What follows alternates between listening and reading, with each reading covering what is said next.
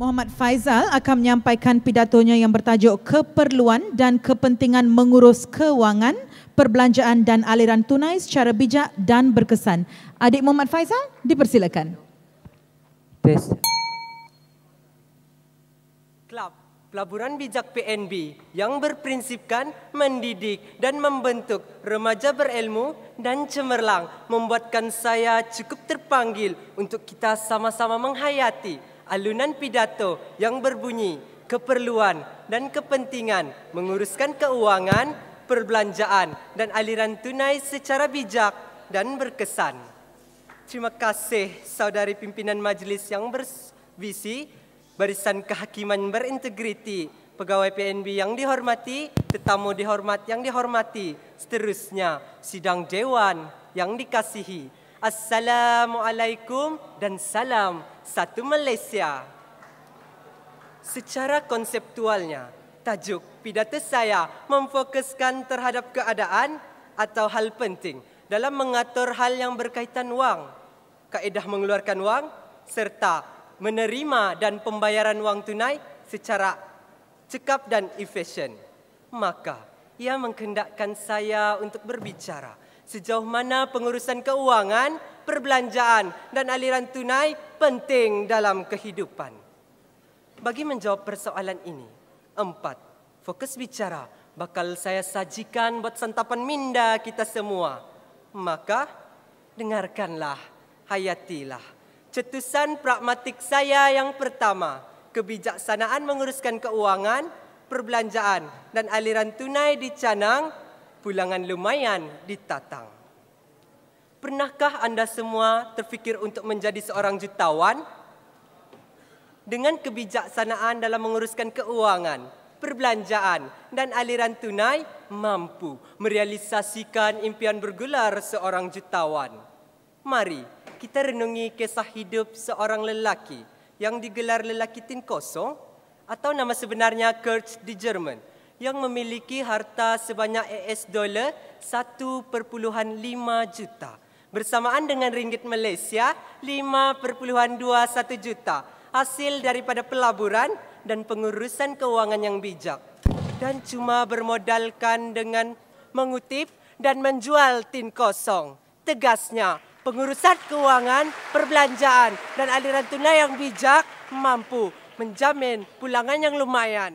Hadirin dan hadirat sekalian, pragmatik saya yang kedua, pengurusan keuangan, perbelanjaan dan aliran tunai yang sistematik, pemacu pendidikan komprehensif. Secara amnya, ibu bapa harus memainkan peranan penting dalam memberi pendidikan yang sempurna. Mereka memerlukan pendidikan yang mencukupi bagi mendapatkan kemahiran dan ilmu pengetahuan. Namun, kos pendidikan pada hari ini, apatah lagi di masa akan datang, tidak semurah promosi kain di masa perayaan. Pada tahun ini saja, kos pendidikan di Universiti Monash di Australia mencecah sehingga ringgit Malaysia 320,000. Maka, tidak hairanlah PNB telah menerbitkan amanah saham didik buat golongan kanak-kanak sebagai pengurusan keuangan seawal usia 6 bulan. Tegasnya, pengurusan keuangan, perbelanjaan dan aliran tunai yang bijak mampu memberikan pendidikan yang sempurna. Hadirin sekalian, pragmatik saya yang ketiga, pengurusan keuangan, perbelanjaan dan aliran tunai mengekang beban hutang yang bertandang.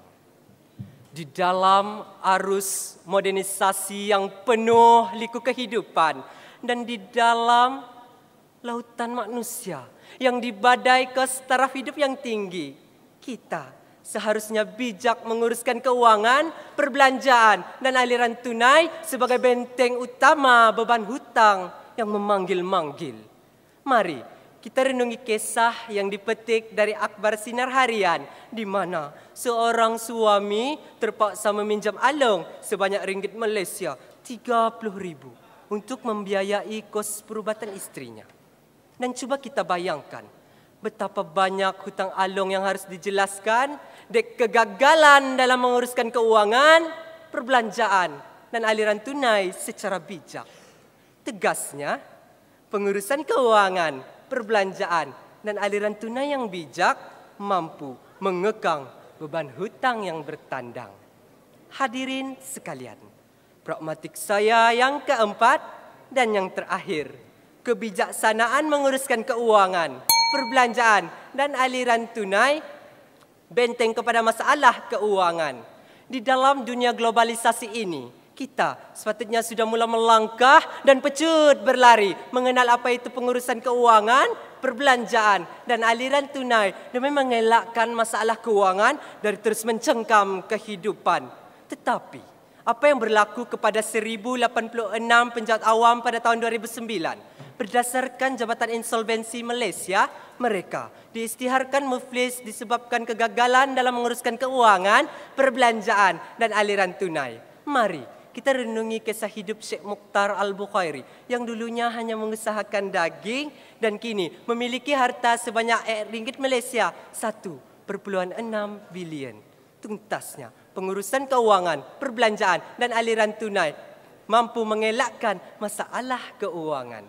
Konklusinya, setiap individu harus bijak menguruskan keuangan, perbelanjaan, dan aliran tunai supaya dapat menikmati kehidupan yang selesa sekaligus mengukuhkan keuangan di masa hadapan. Dan jangan biarkan ayam ditambat disambar helang, padi di tangan tumbuhnya lalang. Ayo hadirin sekalian, sebaik melangkah keluar dari dewan ini, kita mulakan pengurusan yang bijak untuk melahirkan masyarakat yang cemerlang, gemilang, dan terbilang. Sebagai penutup bicara, mari kita sama-sama hayati kata-kata yang penuh bermakna. Jika kita gagal untuk merancang, kita merancang untuk gagal. Sekian, terima kasih. Terima kasih adik Muhammad Faizal. Mari kita berikan satu lagi tepukan gemuruh kepada adik Muhammad Faizal kerana semangat yang kental masih meneruskan pidato walaupun dalam keadaan gangguan elektrik. Terima kasih adik Muhammad Faizal. Silakan Hakim untuk ulasan.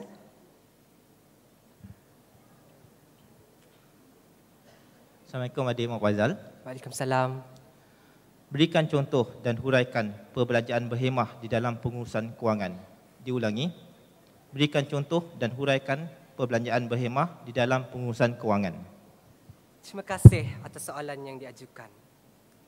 Kita masih di dewan yang sama, di pentas yang sama, sememangnya orang yang serupa, tetapi di irama yang berbeza, yaitu irama huraikan contoh perbelanjaan yang berhikmah. Yang pertama, sediakan bajet keuangan, di mana senarai disediakan sebelum perbelanjaan agar semua perbelanjaan terkawal dan terancang dan tidak terlebih kos perbelanjaannya. Ini kerana dengan adanya senarai keperluan dapat mengawal kita dari terus belanja tanpa alat tuju. Yang kedua, kita haruslah bijak membezakan keperluan dan kemahuan. Andai kemahuan mempengaruhi keperluan, pasti longlai dalam menguruskan perancangan. Kerana itu, keperluan perlu diutamakan untuk kita membezakan yang mana perlu dan yang mana kemahuan. Dan yang ketiga, kita amalkan budaya menabung, di mana sebelum berbelanja, agihkan dulu sebahagian wang untuk tabungan. Dan selebihnya, bolehlah kita berbelanja mengikut rasa. Sekiranya tiga komponen tersebut dicantum dan bergandingan, maka sudah pastilah merancang keuangan dan perbelanjaan berhikmat di dalam genggaman. Sekian, terima kasih.